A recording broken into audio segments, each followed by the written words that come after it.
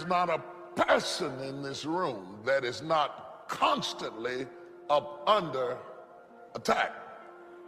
No matter how blessed you've been, no matter how successful, no matter how accomplished, no matter how healthy, no matter how fruitful you are, somewhere in your life you are either being attacked or about to be attacked in some area of your life. And God says, I'm going to bless you, but you've got to dress for the battle while you receive the blessing. With every blessing, there is a battle. I would venture to say the greater the blessing, the greater the battle. The enemy would not send that level of battle against you if there were not that level of blessing before you. The level of battle you face is an indication of the level of blessings that you stand to receive. No robber robs an empty house. Nobody holds up a bag lady because she doesn't have anything to steal. If you're up under attack, there's something to be gained. See, you got all dressed up not to run, you got dressed up to stand, not to give place or territory, not to evacuate the turf that's yours. You must learn to handle the negative. Don't ignore it, handle it. You don't have to live in it, you don't have to dwell on it, but you do have to handle it, my opinion. I know some people teach, just turn your head real quick and say, there's no weeds, there's no weeds, there's no weeds. They'll take your garden. So you've got to handle the negative. Here's what part of it is. It's called the great war between good and evil. And there is a war on. The minute you were born, you got involved in the war between good and evil, between darkness and light, between negative and positive, between evil and good, between tyranny and democracy, between weeds and human activity. I mean, the war is on. If good does not arouse itself and become active, guess what moves in? Evil. It's a war. A mental war, a physical war, a financial war, between enterprise and ease, between accomplishment and failure. It's a war. You're being fought by imaginations, shadows, and ghosts. Some of you are stressed to death over what ifs and maybes. You've been stabbed by suppose. You lay in the bed wrestling with ghosts of what ifs and maybes and suppose and I think and I heard and I felt, and you wake up tired in the morning because you might have slept but you didn't rest, because all in your sleep you've been fighting. Most people are living their lives from a heart place and not a head place.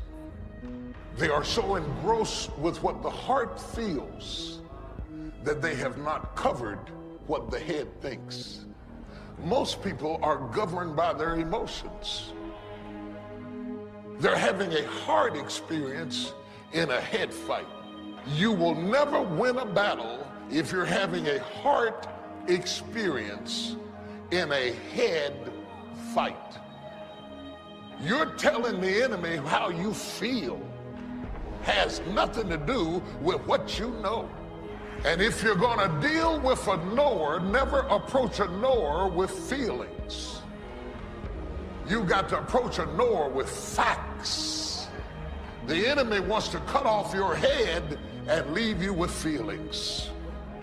Real decisions that move your life along are not coming out of your emotions, they're coming out of your head. Real opportunities that God would open up for you have to come out of your head and not out of your feelings. There are so many people that are so abstract and they're just moving along from day to day out of their emotions and their feelings. I don't know, I'm just not feeling it today. I'm just not feeling it today. Come back on Thursday. I might be feeling on Thursday. I'm not in the mood for this. I can't handle this. And every time you do it, you're canceling out opportunities. A person who does not function out of their head is a person without government. A person who moves totally out of their emotions is exempt from the greater opportunity than life. because you will forfeit what God has given you because of how you feel. Somebody asked me one time, what quality would I pick if I wanted to work with somebody? And you know what I picked first? Number one, strong feeling. Please, number one, give me somebody that feels strong about most anything. I don't even care, just so they believe it. Even if they disagree with me. Wonderful, just so they disagree vigorously. I'm not saying it's easy to win those kind of people to your point of view, but I'd rather do that than to try to resurrect people from the dead. Pump them up every month, pump them up, pump them up. I pass. God did not promise you that your feelings would line up with the facts. How many of us are living a headless life because we have not separated how we feel from what we know? You can't work with people like that. You really can't work with people like that, because if I criticize your work, it doesn't mean I criticize you. And to have to babysit your feelings, when I don't have time to babysit your feelings, I need you to correct the problem and go back to work. It's not personal if you do it right. I know that's culture shock to a lot of you, because everything you've ever gotten, you've gotten out of your feelings. But let me tell you, the devil is not fighting you over your feelings. He is fighting you over your head. He is giving you images and imaginations and threats of disaster to send your head into a panic mode so that you will digress mentally from the leadership that the rest of you needs. It has to come from the facts and not the feelings. Are you a kingdom without a king? Are you so busy managing the emotional relationships that you have that you don't have the energy to think the thoughts you need to think to go where you need to go?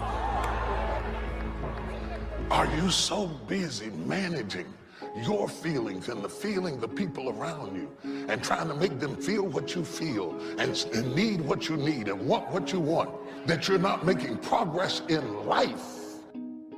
The definition of lunacy is to keep doing the same thing expecting a different result. So why are you doing what doesn't work? If flipping out on her isn't working, why are you still doing it? If giving him a piece of your mind hadn't worked in the first 15 years, wouldn't it be a good time now to change strategies? Why are we loyal to ineffectiveness? Why are we loyal with ineffectiveness? And we are loyal to things that we know don't work, but because this is how I feel. You don't have to force yourself or motivate yourself to think negatively, to be depressed, to hate somebody, to want revenge, to want to get back at somebody, to beat yourself up over the head, to feel loaded with guilt. You don't have to make any effort to do that. Your mind is on automatic. It will do that by itself. The next thing that is important is that expect things to get better for you, because they are. See, life is cyclic. You're not, whatever experience you're having right now, it has not come to stay. It has come to pass. Not to stay, just to pass. It's just going through. The biggest challenge is to know what's happening. This is a part of this thing we call life. This too shall pass. And maintaining perspective, putting it in perspective. See, a lot of us, because of our limited vision of ourselves, a lot of us who begin to focus on problems and enable them to overwhelm us, we begin to think that we have no options. We begin to believe that there's no way out. Repeat after me, there's always a way. I'm unstoppable. This will not get me down.